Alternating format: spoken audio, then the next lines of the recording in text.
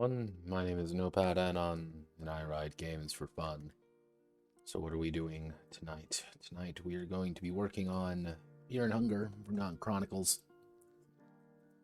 It's pretty late at night, about 1 in the morning for me. And you may be wondering, Notepad, why? Why are we working on Fear and Hunger at this hour?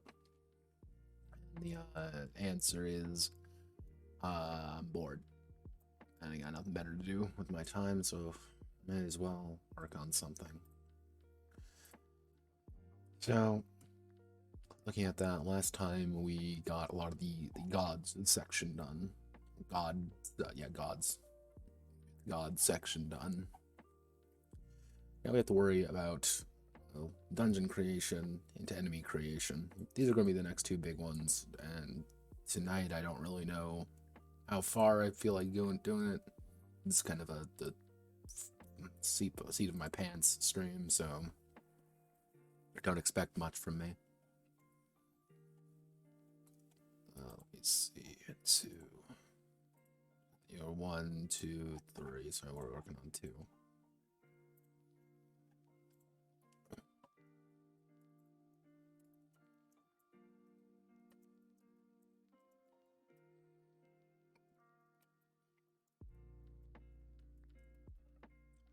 Dark corridors and twisting paths.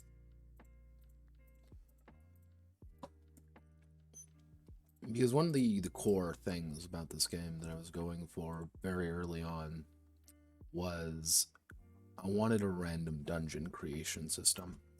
I wanted the ability for players and in turn the game master to make their own dungeon fairly easily. And doing that is the original method I wanted to do it with almost a procedural generation of it. However, procedural generation of something of this size is more easier said than done. Let's just say that. So what I kind of compromised. It's a mostly procedural generation of a system. Now, get the audio in just the right place so music plays actually, because I'm going to be very quiet this stream. Then we have Last Gasp. This guy actually made a system back in 2014. This thing's about 7 years old. About his book Carpathium, and the big thing he did was he wanted to get across the concept that the world is changing. That the world is always kind of in this weird place between places.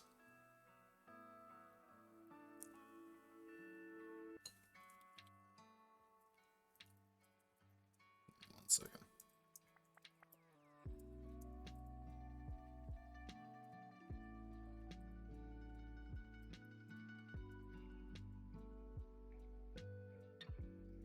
This system proved to be actually kind of interesting. I like the idea of it.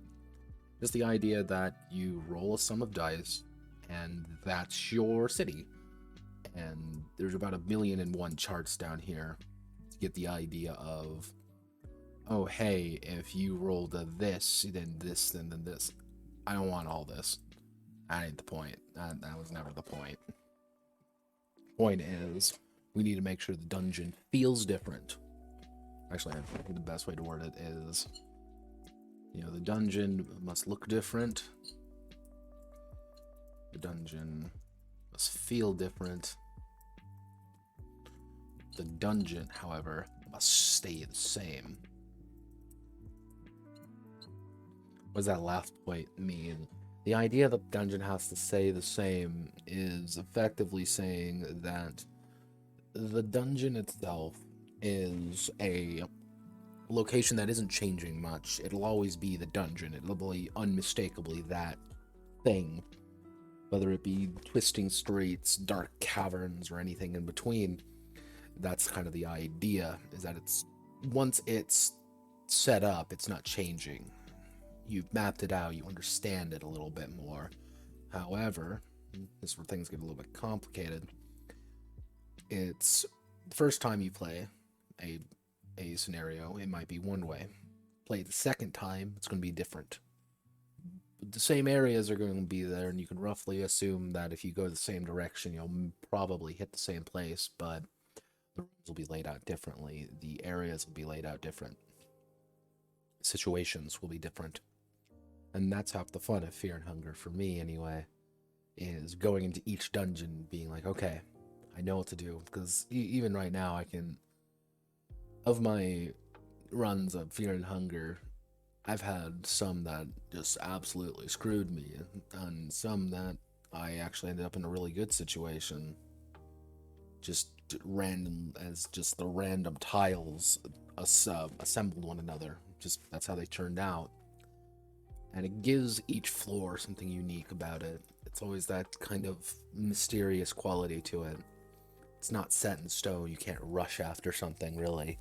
Because if you try to rush after something, you're going to end up at a dead end, or you're going to end up in a place that you've never seen before.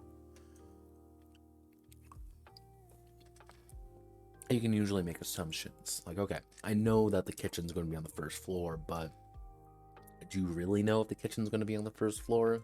Where is it? Is it going to be to the left? Is it going to be the right? Is there going to be a guard in it? Is there not going to be a guard in it? I think that's kind of that was one of the aspects that really sold me on the game, actually. Was that. Now I have a few ideas. Translating that system, transferring procedural generation of a dungeon into a tabletop sense, not actually easy. It sounds easy. Oh, roll a bunch of dice and that's it. However, usually that takes place before the game. GM rolls a bunch of dice, rolls a bunch of rooms, and does what he needs to, and then that's that. But that's not as easy at this point now, is it?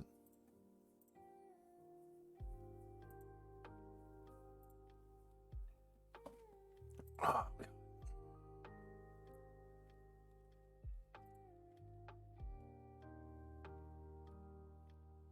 no, I don't want that.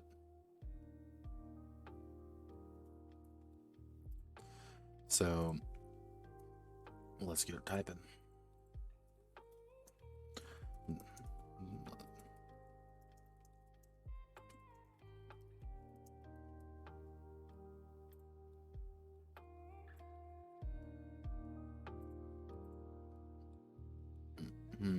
And also give me a heads up if the music is too loud.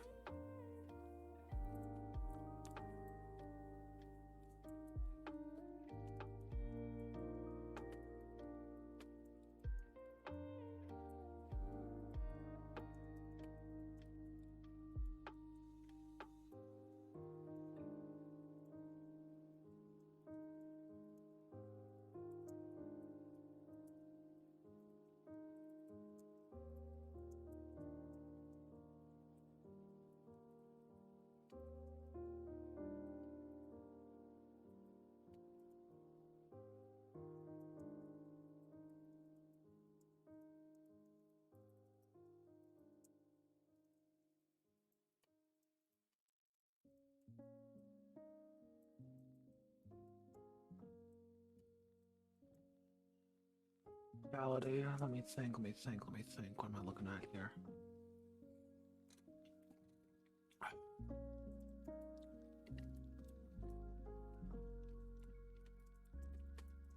Start of the game. The void. Players do not know. At the start of the game, dungeon is an unknown entity.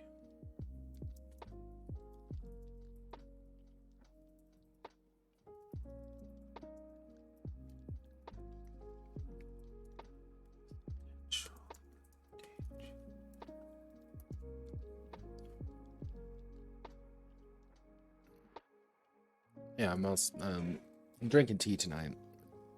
One of the reasons I'm being a little bit quiet. My Canadian maple with a little bit of whiskey in it. Apple whiskey, to be precise. Apple Crown. And I got a coffee pot recently. Allows me to make tea a little bit easier. So, more tea.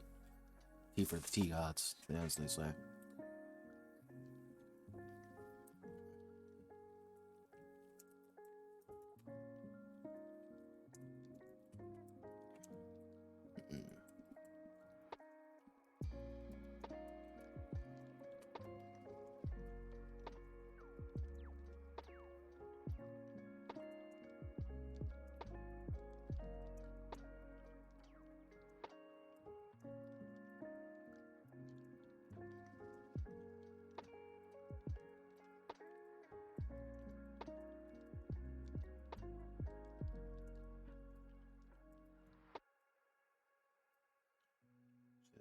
Before the players ever set foot in those broken halls. Actually, no. What song is this? No. Sounded like a fucking Stellaris soundtrack. Change it more things.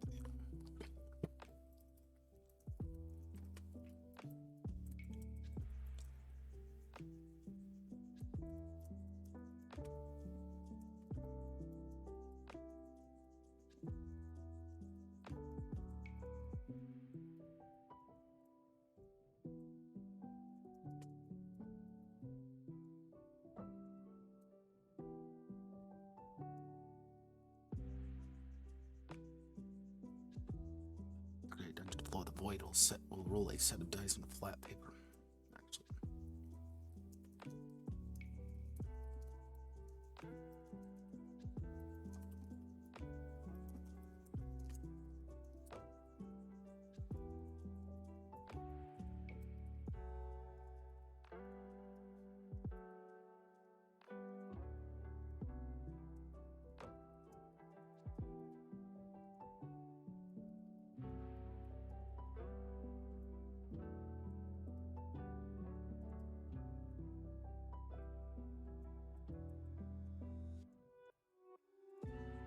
So, floor.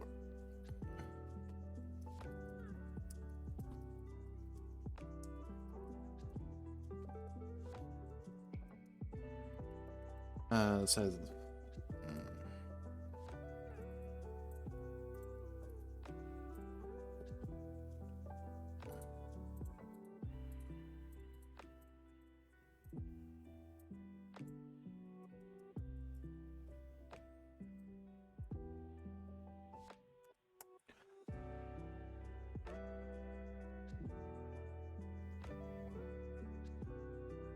As the floor measures how many rooms are present.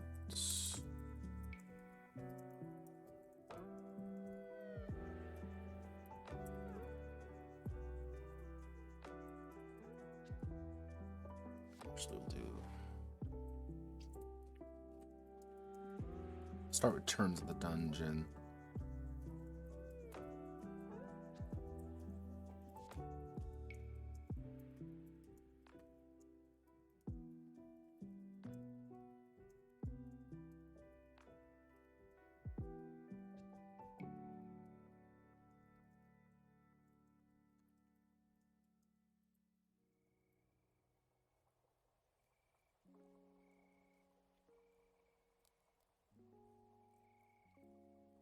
I am Dungeon Man, and I am Dungeon Man. I do that dungeon thing, do dungeon now. Dungeon, dungeon, dungeon, dungeon, dungeon, dungeon. Dungan.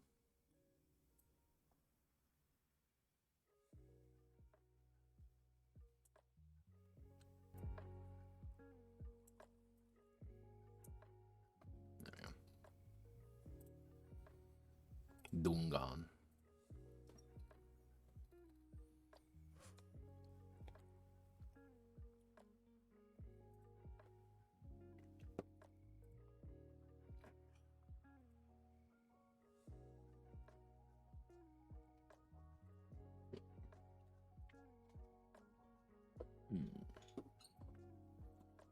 The following terms. So, room, anchors, passage, siles, and we're going do safe havens.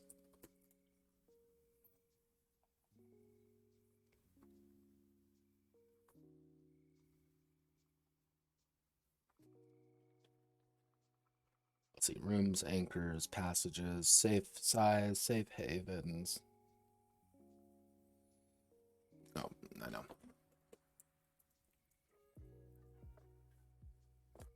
Transitions. So rooms. A room.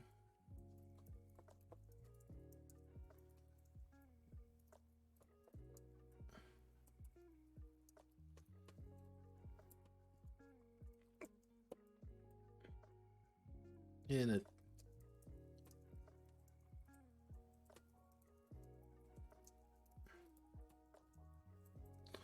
often an area be clearly defined. Treaded room. Each room acts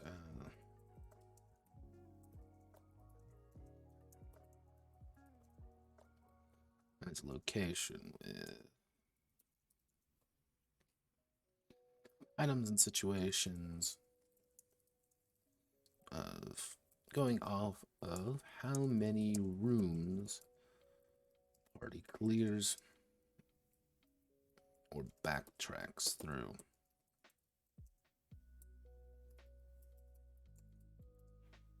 Actually, I'm going to put a footnote.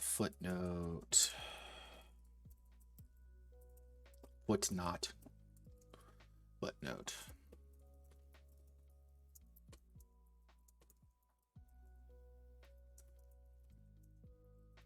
This can easily be a block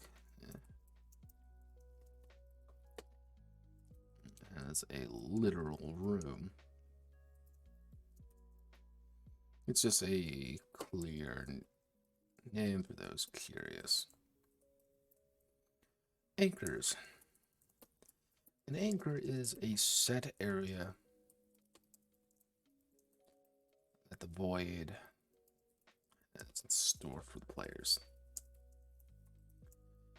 These anchors often serve as important sections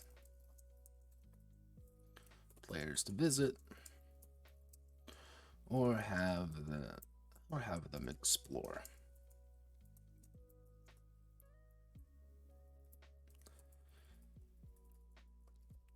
There are finite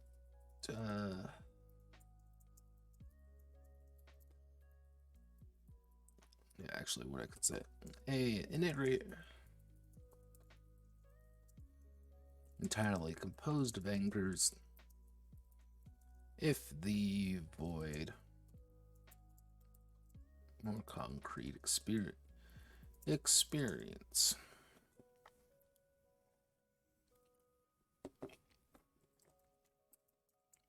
Actually, anchors can either be placed or randomized depending on the preference of the void.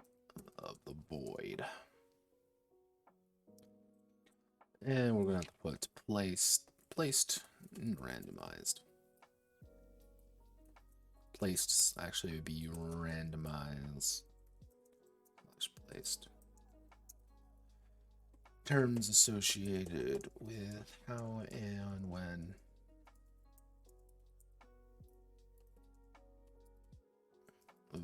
available on the map itself. Randomized locations are rolled on top of the map to determine where they are, while placed locations are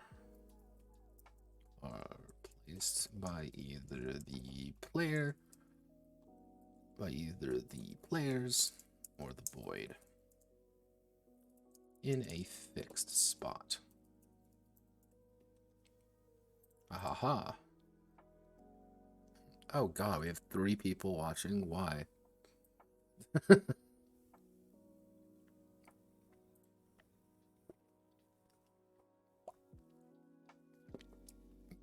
Yeah, it's this late night chill with Notepad ad on.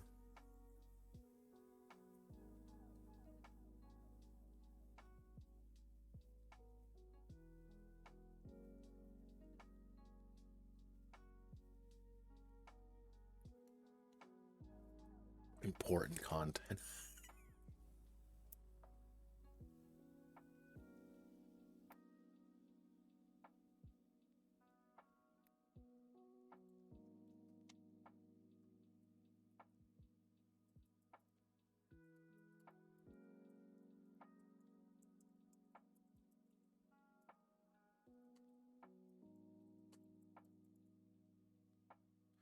I'm actually gonna get myself some more tea.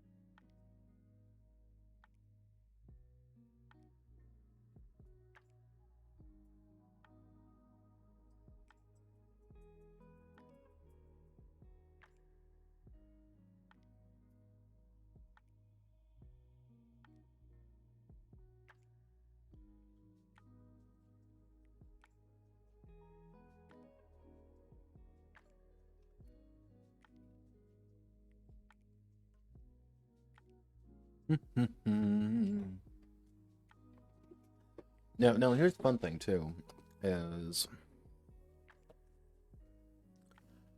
uh I actually don't run many dungeon crawlers. I actually don't like dungeon crawlers very much. They aren't my particular jam of play for a few reasons, but mostly my players don't like that. They just don't enjoy that kind of game. I tried it once, and like the way I play doesn't really mesh well with it, so we just kind of just stopped with it. And most games I've played don't even have that same dungeon crawling aspect, and if they do, it's like a very like it's time for the dungeon crawl session. Like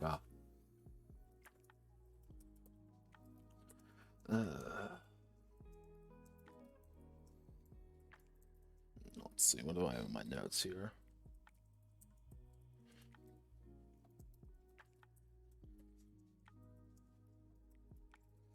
The various types from secret passage, continuous. Actually, I should say of various types. Gonna put a little thing there. The number of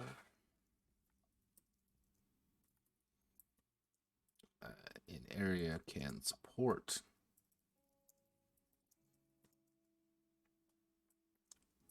Larger sized areas to maneuver, as well as use passages, rooms, loot, and enemies want to tear the limbs of characters. Larger is not always better. I've always been. There's a joke there. I swear I didn't mean that. It's late. This is the great thing. I can say any stupid shit I want to. I can just say it's late. Don't worry. And safe havens.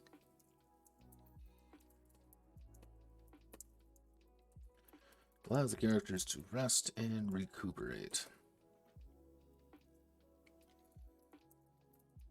Each safe haven is unique and entirely dependent on the player's sacrificing resources to keep it up and running. Should a safe haven lapse,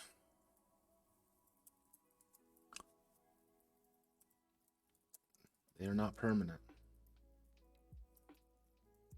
just as the players are, just as the characters are. Transitions. A transition is a dedicated room that allows the characters to enter a new area,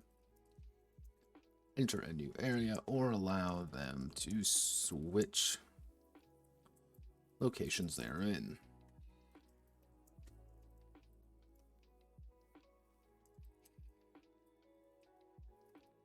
Transitions follow the same rules as passages, but when taken, often tend to be a bit more dramatic. All right, so what I'm going to do now is I'm going to paste all of these in here. Suffering. This may seem like a lot, but it's one of those things, like, if you don't have it in here, people are going to get confused, and when people get confused, that's when people start making mistakes with your rules. When people start making mistakes with your rules, you get blamed for it, and I don't want to get blamed for it. And that's usually like the biggest thing of my game, biggest criticism, is that I leave a lot of rules to interpretation. Partly because I don't put in a section that I think of or something like that. That's why I always encourage any developer in anything to, like, make sure you get other eyes on it, because you understand what's going on. You understand what things mean, someone else may not. And remember that Domina, that's the game. If any of you have ever heard of the game Domina, in that game, for I think it was like the first 3 or 4 patches, there was no save system. You could not save the game because the developer, who's a solo dev running it, never played with it. He never saved. He always would play to completely to fruition or until he failed. That's was how he played the game. So he never put in a save feature, and that was like one of the biggest issues with the game for a lot of people. Being like, why is there no ability to save the game? I want to save my progress. And when he eventually added it in, he pretty much said, like, I didn't understand why people would want this, because that's just not how he played it. And that's why I think, like, you can apply that kind of logic to a lot of games. Then usually it's, hell, even games I've looked at, like, if someone else looked at this and said, hey, this isn't a good idea, or hey, this needs something else, it would do a little better, but people play it their way, and there's going to be no other way of really doing it. That's probably that's effectively going to be the thesis of next Saturday's Curious Case stream regarding the Crimson Box. It's just going to be like, this is a game that was created for a very specific audience, for a very specific reason, for a very specific group of people, and nobody else. And that's its greatest downfall. Though I'm going to be theming that Curious Case to probably, it's going to be games based on franchises I don't know much about, and so far I've caught between a few games that I'm debating on. I need to see how completely cursed a few of them could be to really get the idea of. One of them is in fact a Cancol RPG. If any of you have ever heard of Cancol, that's a game that exists, and it is definitely a thing, and I'm very amused by it.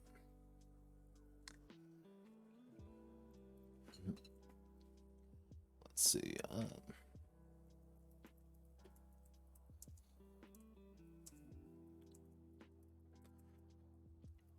Internet connecting.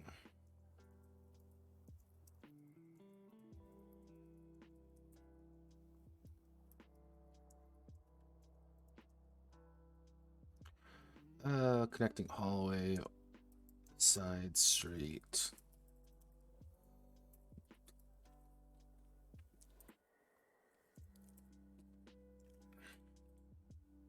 I think the other, let's see, it's going to be between Cancol, the Cancol RPG, Ruby, if any of you have ever heard of Ruby before, otherwise known as the greatest disappointment I've ever seen.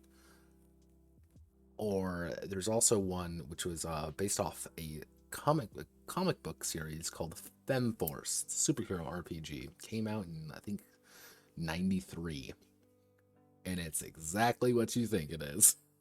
It's a weird game. It looks weird, but even looking through it, I'm like, this actually seems pretty interesting. For considering that it came out in 93 of all things, it's like there's actually some damn good ideas in this book.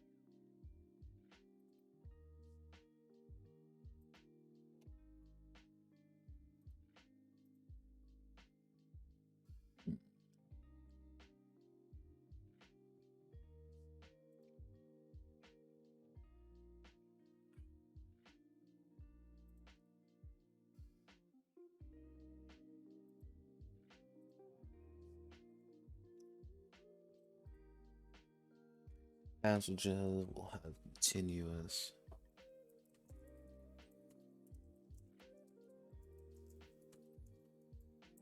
Are effectively connect.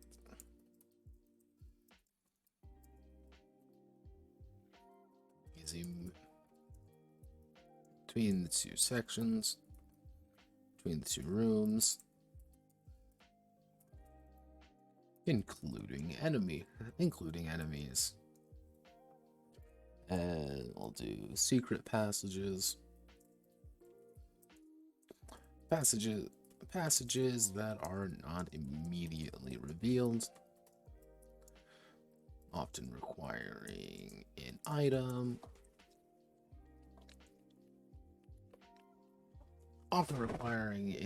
Skill, or twofold item, skill, or switch to V-pull to use.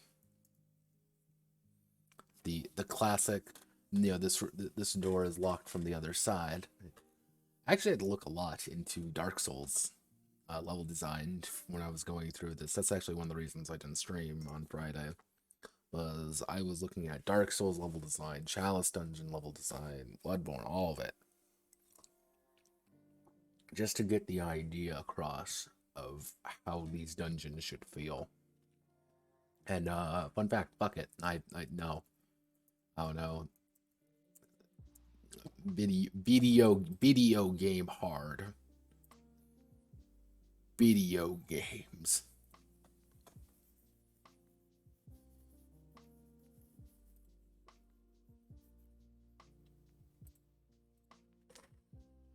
And then there's passages.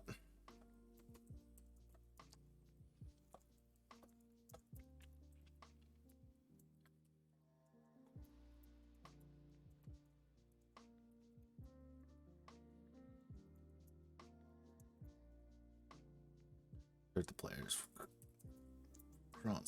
per crossing, such as a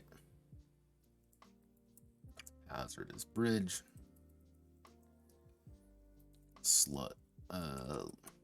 liquid sludge,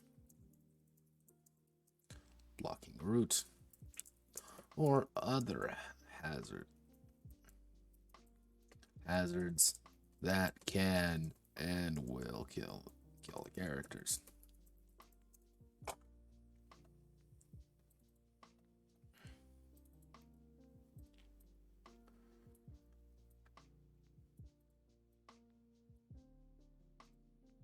Short paragraph.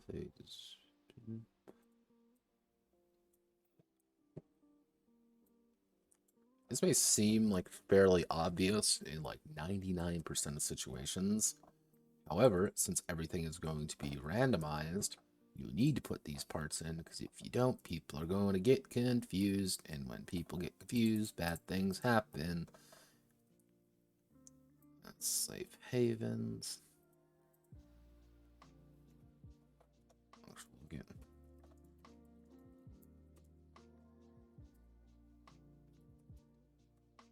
How do I want to word this?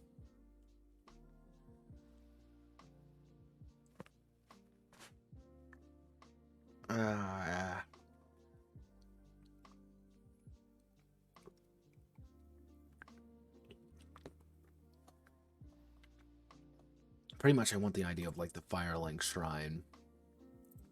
Okay, actually we'll call it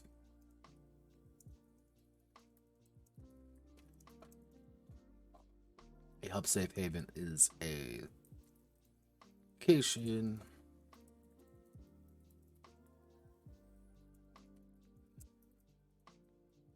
congregate. Well, some needed respite. Often a handful of guardians with other protective measures in place. It's in place for now.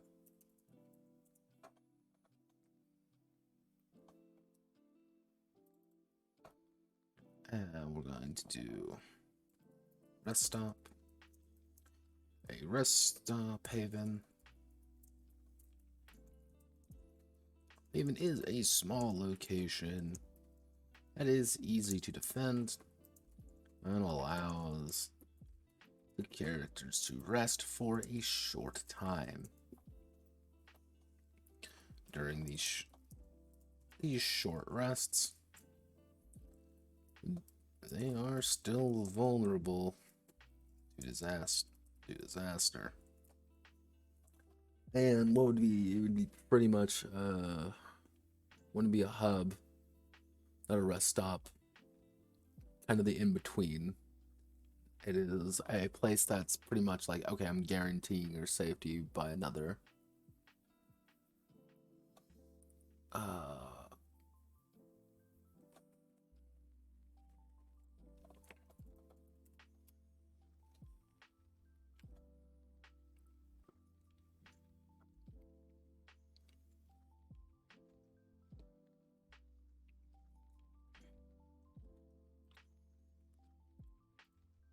Hovel would probably be. Yeah, we'll use the term hovel. Hovel.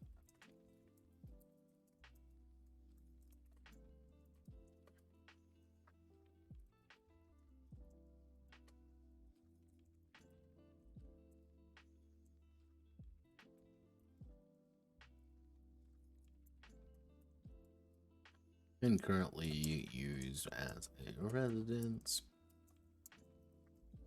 Another person or creature.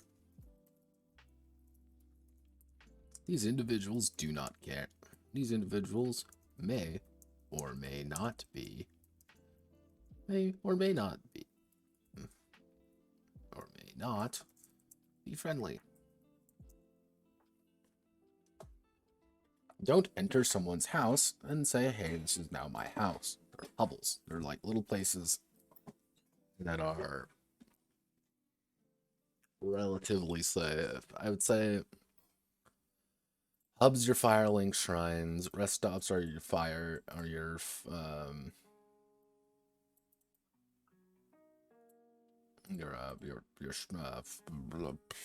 bonfires. I can keep saying words, I'll get it right. So what are we saying for sizes? So we're looking at small.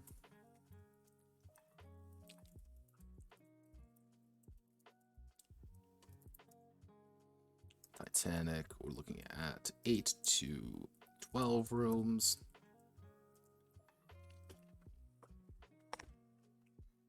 We're looking at how many? We're looking at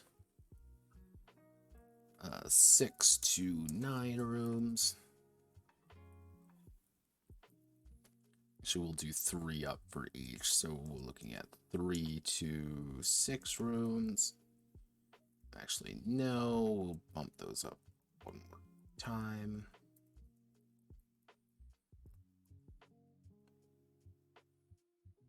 So if we do a clear escalation to 6, so we'll do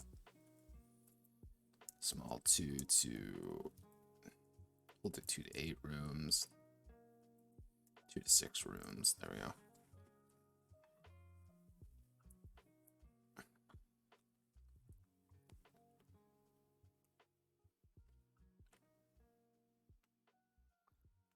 Actually, we can probably bump the minimum number up by, bump you up to 4.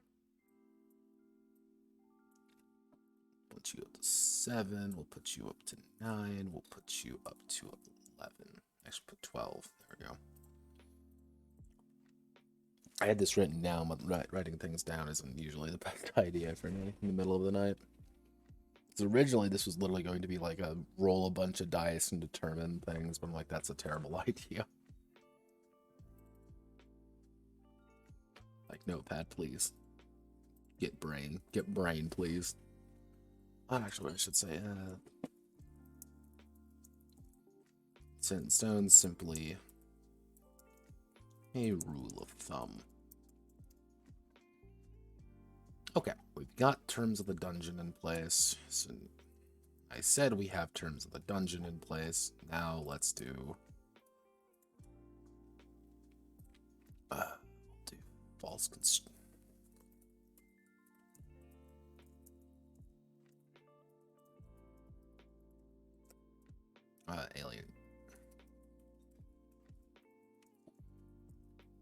alien geometry, dungeon creation.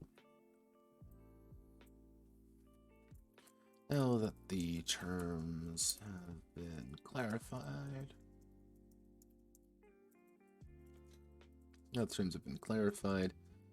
It's time to roll the first dungeons area. The dungeon's first area.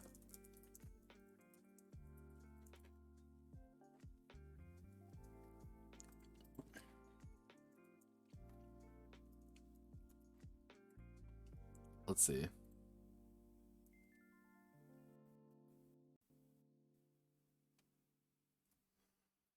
Let's see. Let's do 5d6. We'll do on 2d4.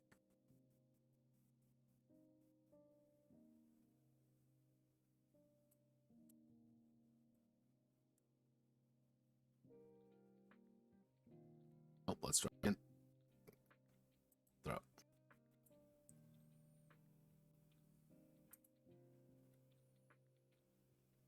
Alright, perfect. This is what we'll use.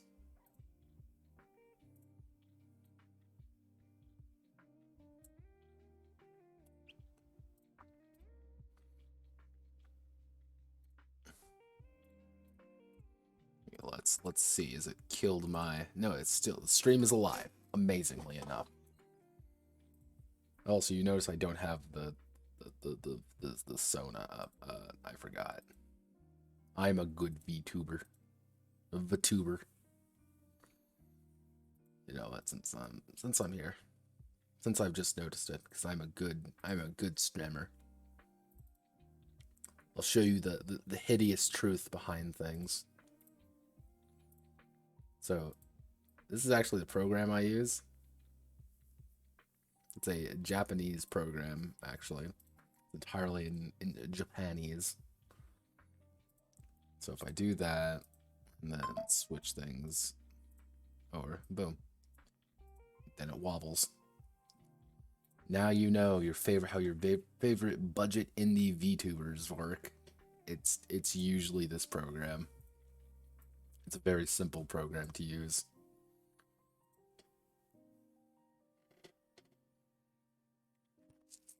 Oh gosh. There goes my back. That's how my back goes.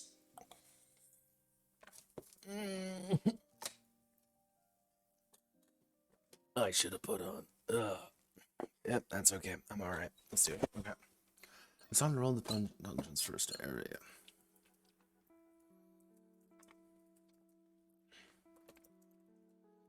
Using the anchor. Using an anchor. Anchor as first location. The void assembles the number of D6s, rooms, D4s.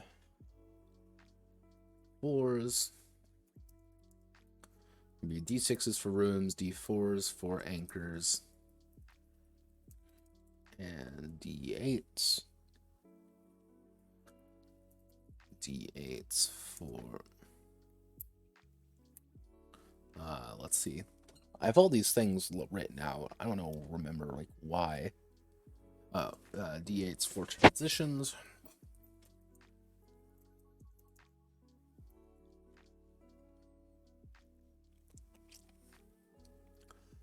And D8s. And D8s for transitions. Then they roll them all on a flat piece of paper, on a flat surface, and record the results.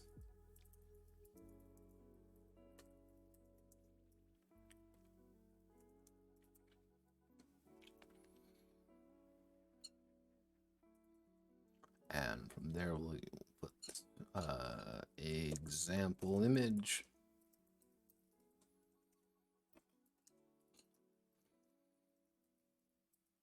The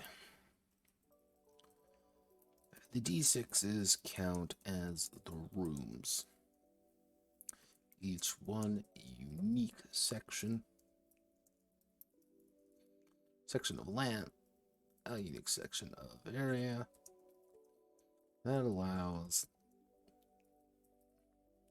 the characters to traverse the dungeon proper.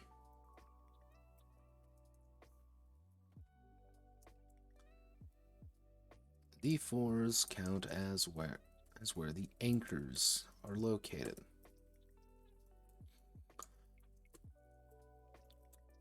While not immediately stated what anchors they are. They are the game, the void now knows where they are situated on the map. And finally, D8s act as the transition points.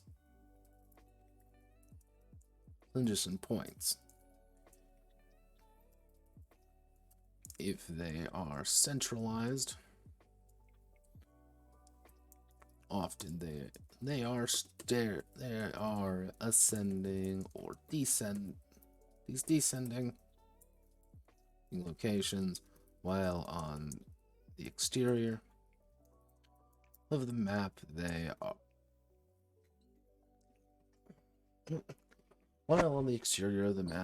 are leading to a new area.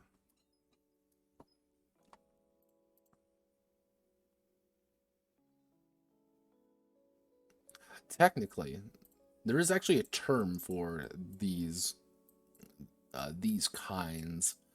I can't remember the top of my head, but PNG tubers are actually an accepted thing.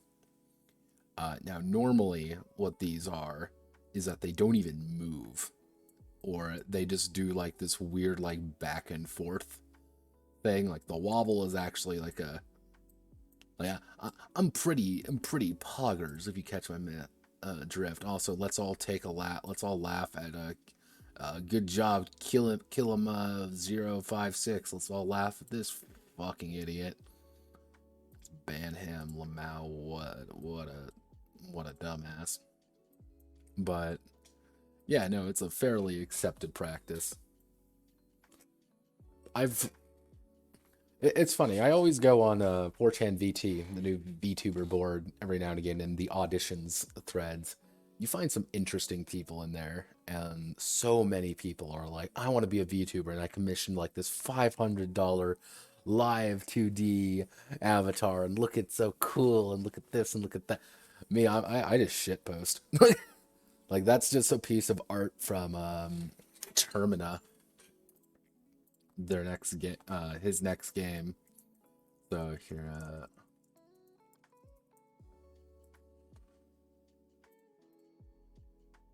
where is it? Not Levi. I need, yeah, Pav.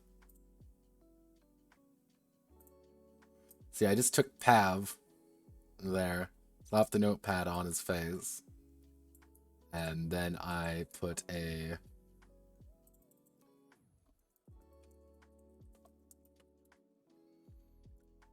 slap this on there. A Finnish military cap. Then colored it green slightly. You now know my deep, dark secrets of how I shitpost. Simply using paint.net for more than 5 minutes. Usually the hard part when it comes to those is setting up the backing of it. That is unfun, let me tell you. We need 3 instead of 2, don't we?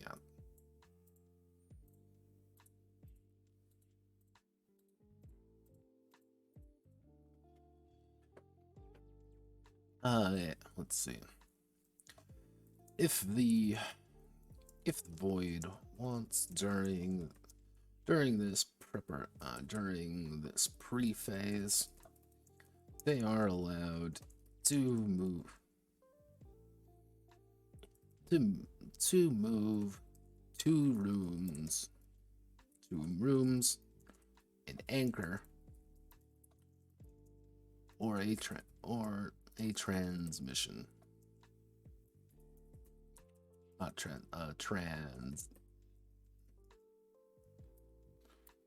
or a transition point.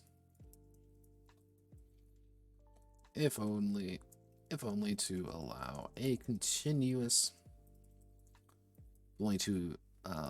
actually be saying allowing the dungeon to maintain narrative consistency. And this is, we're in a flat place and a transition lands directly in the middle of everything. You can take the transition and move it to an exterior. You're just moving it off to the side.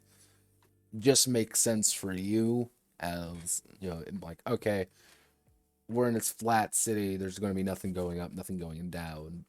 But maybe there is. Maybe you go there and be, oh, hey, this is kind of a neat thing that I can, find. Maybe there's a tower or something ascending. Actually, what I should do. Finally. The void may place a room, anchor, or transition where they wish, if they need to. Actually, we'll do an anchor or transition. That's the we need the objective thing we need is here now. But everything else, you don't actually have to move that much. And I want it to be that feeling that you're not moving that much. You don't know what the hell's going on here just as much as the players don't know. All right.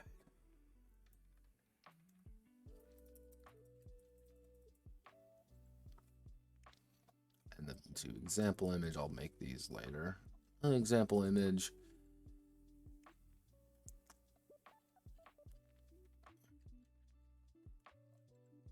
Next, each room, anchor, and transition must be connected by passageways. By passages. Similar, actually odd or even dice. Actually, dice that are okay. So what we're going to do is dice that are close to one another. Actually, dice that land next, close to or touching one another, close to or touching one another, have a continuous passage. Pretty much, they are in the same area. It's a big area. A continuous passage. Dice that land apart from one another.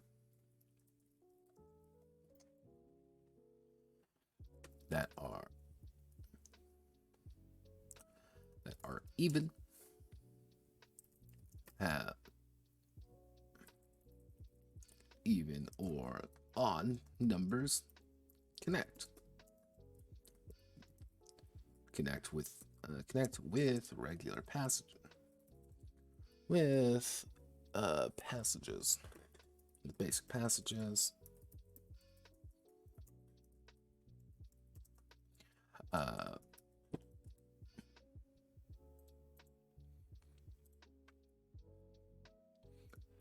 Insert footnotes.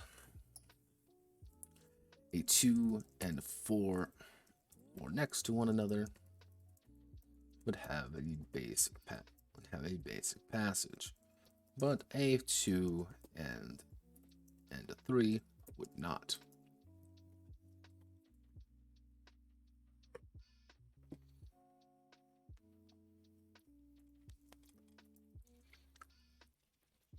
Let's see.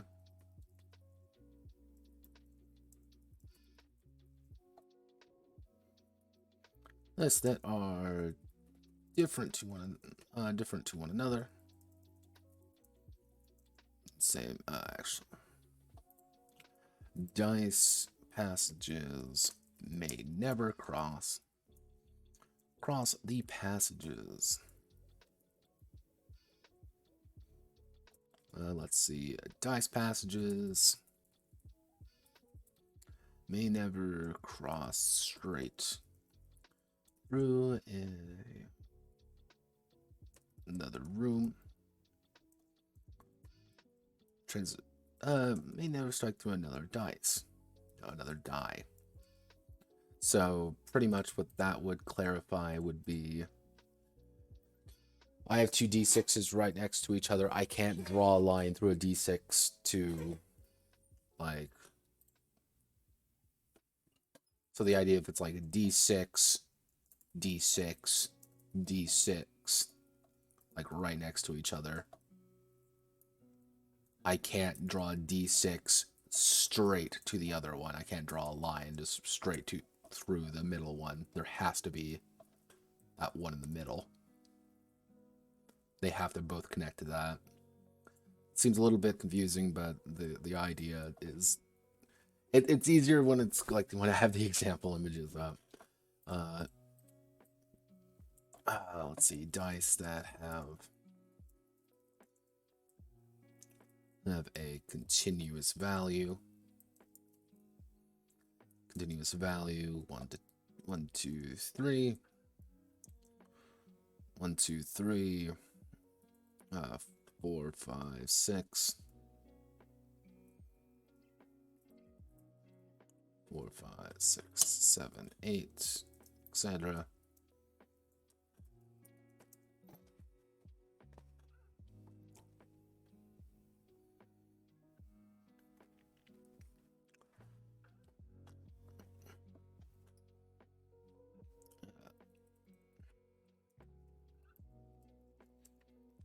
To one, and close to one another.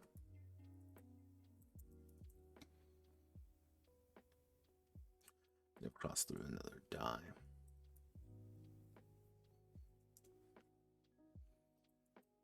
Actually, we'll say no. I need to pretty much do a three-way. Yeah, that sounds bad, but I need to do a triangle. Effectively, that's what I'm saying. I needed to do a triangle. Let's see. You know what time it is, kids. It's time for me to open up Paint.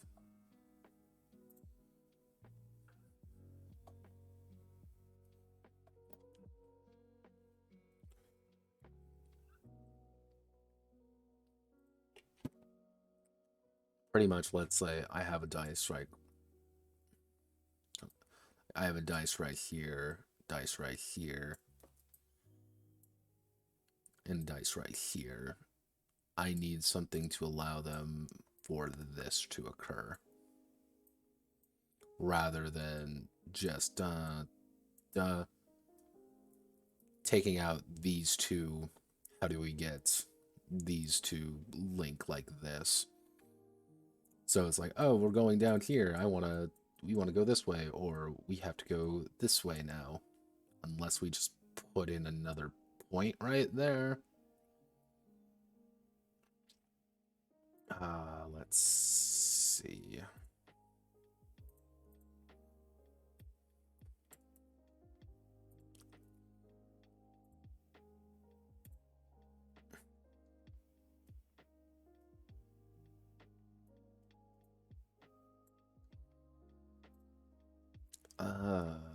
Okay, so if we go all the way back.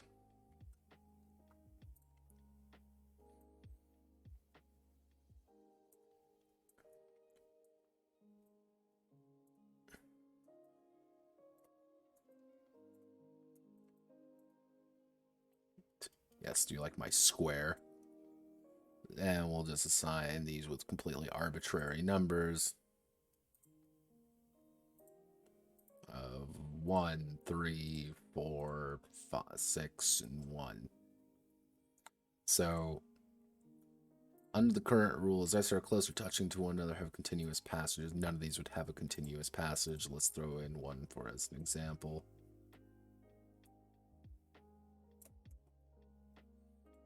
And we'll make that a 6.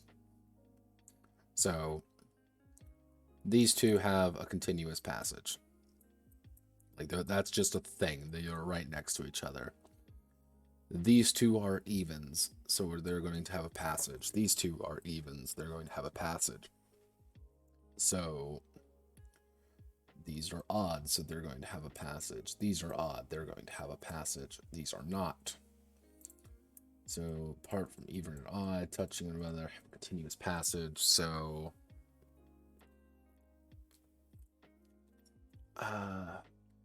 pretty much now I have to worry about, like, how does 4 get to 1? Unless we do something along the lines of...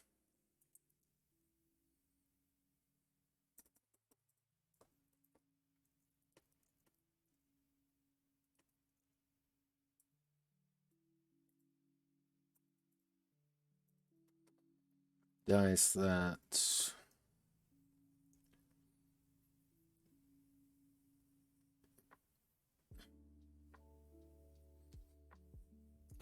dice that show the same face.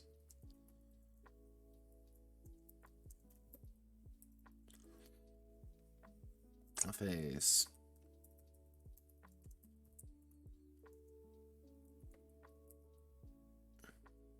have secret passages if they are already not connected. So these guys would have a secret path like this. All right, easy enough.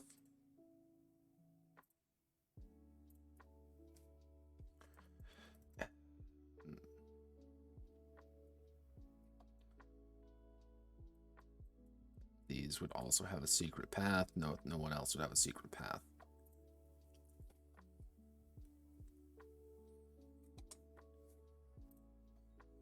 Oh god. God, I sneezed. I sneezed. I can sneeze. Let's see. So we have this is a really simplistic map, but it kind of gets a point across. But like, what I would need is something like this. Or do I? Or actually,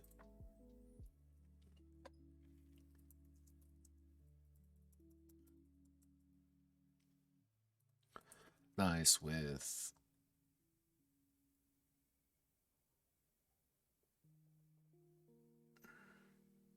actually we'll do dice with one connection.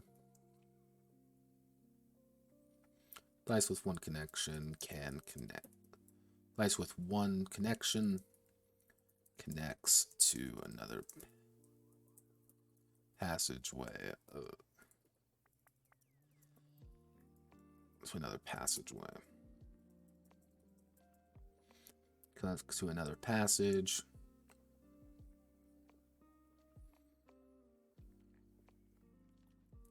If they are able to. So what this idea would be if we want to draw, let's say we have one like right here. Actually, we'll call it like right there.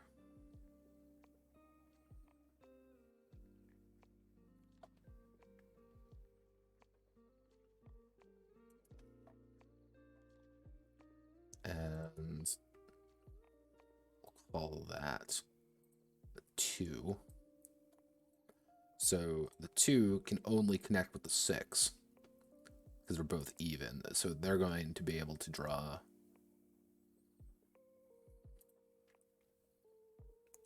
let's see, with one connection connects to another.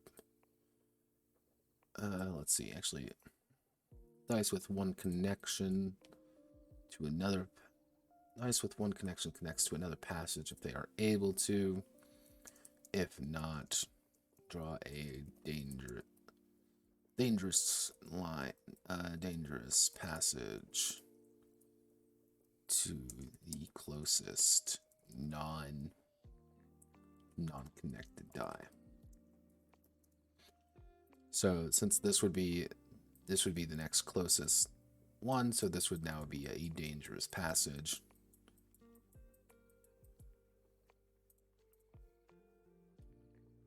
Okay, so we've got a nice thing going on here. We can kind of understand, like, all right, so there's something going on here. There's something going on over here. Well, we'll put something like this here. We'll make it a 2. We'll make this one a 2.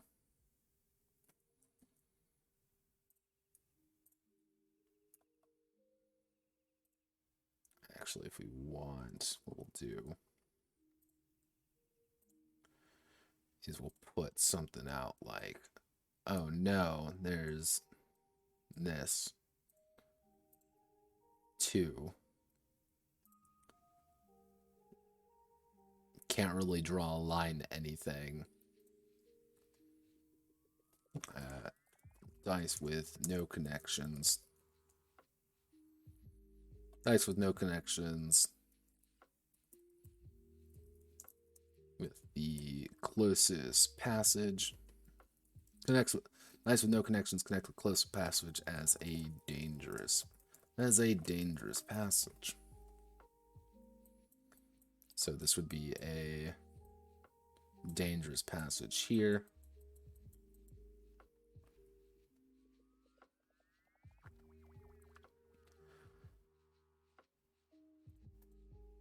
All right.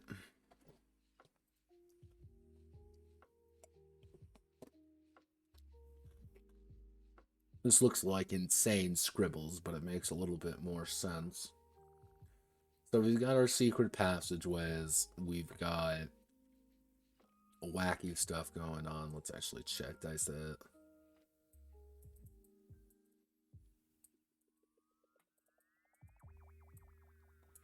So these guys would technically have a secret passage if they are able to draw a line to one another. And they are able to draw a line to one another. Or more accurately,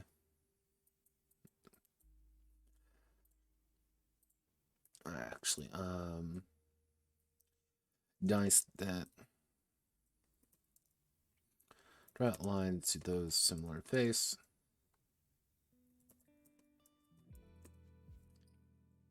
Dice that draw lines to those of similar faces.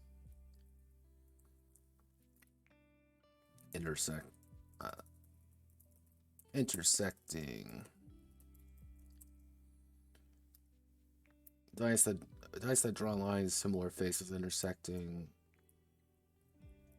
with other passages are instead connected to the other passage. It's connected to the passage. So 2 and 2 here, they're not connected because the secret line would go instead to the passage. So there's a dangerous line here. All right, this seems incredibly complicated, but we immediately have something going on. And they were like, all right, I'm gonna invoke my rules. I'm like, okay, I want to place down an anchor right here, and I'm gonna say it's arbitrarily a 1. If I have any ones, I do have some ones up there. Actually, because it's gonna be a 1. Arbitrarily speaking, I'm going to put it right up here. So now, guess who has secret passageways? And normal passageways. Dun dun dun. We got a nice little trifecta going on here. Actually, that should be another thing.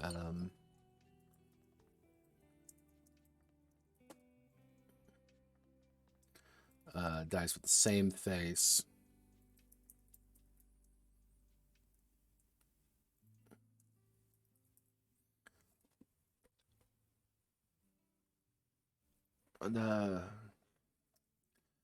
By both regular and secret passageways.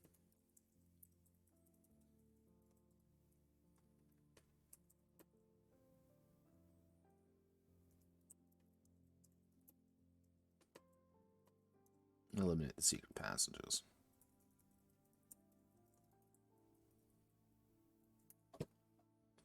So, okay, we want to get rid of the secret passageways.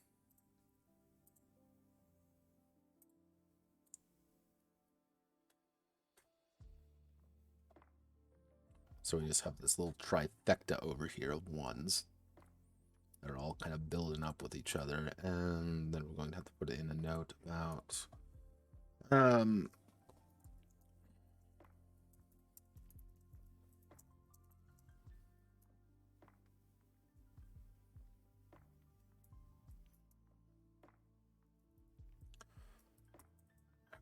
Actually, well, how do I want to word this? Effectively, they're all connected to each other in a horrifying triangle. They're all connected to one another in a horrifying triangle. I feel like that should be... Feels like it should be its own thing, but I don't know what I would call it.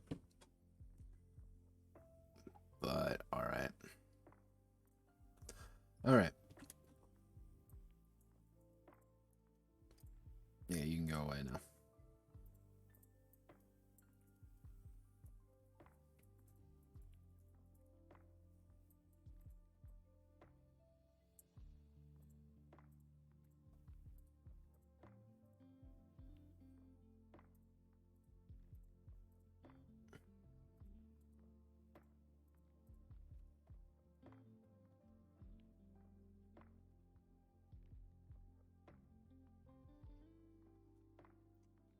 It also allows that should also allow transitions to be a little bit more unique, because transitions are going to be rolled with d8s. That means there's a chance for a 7 or an 8. That means you're probably not going to get a lot of secret passages.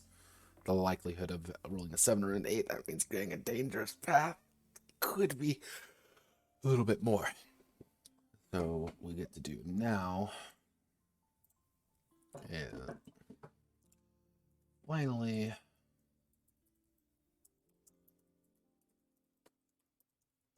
have to decide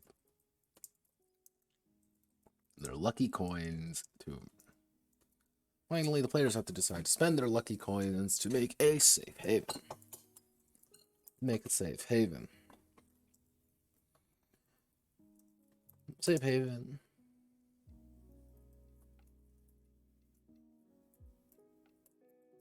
Each safe haven is placed by the character. Is placed by the player. You're in a location that does not intersect.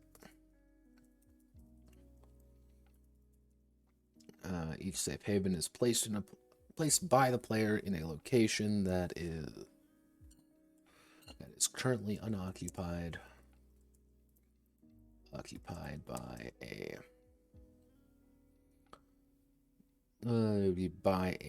die, but can intersect with a passageway.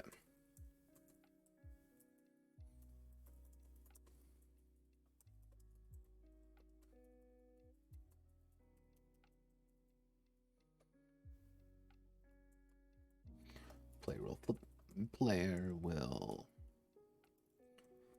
flip the coin. Flip the coin to determine whether or not it is a rest stop. Heads. Or a hovel. Tails. Hubs are always anchors and are placed by the void.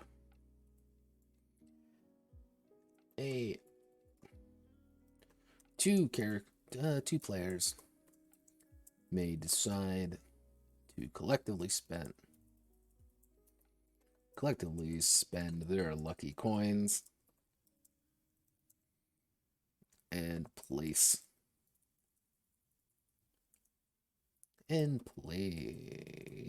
would be placed down a location of their choice, whether a rest stop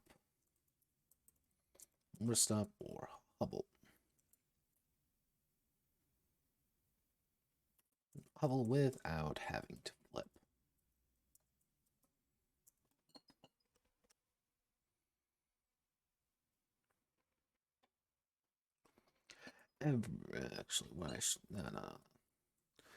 Every time the safe haven is used,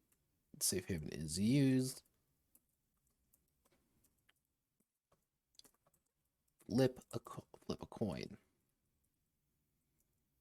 Flip a coin to determine if the area remains a safe haven.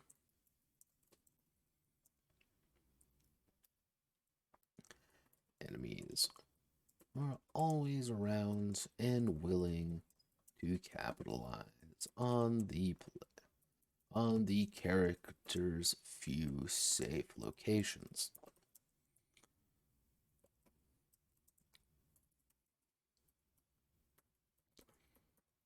Only a single safe. Actually, we'll do is small, one safe haven, two safe havens. Actually, we'll do one safe haven as well, two safe havens, three safe havens.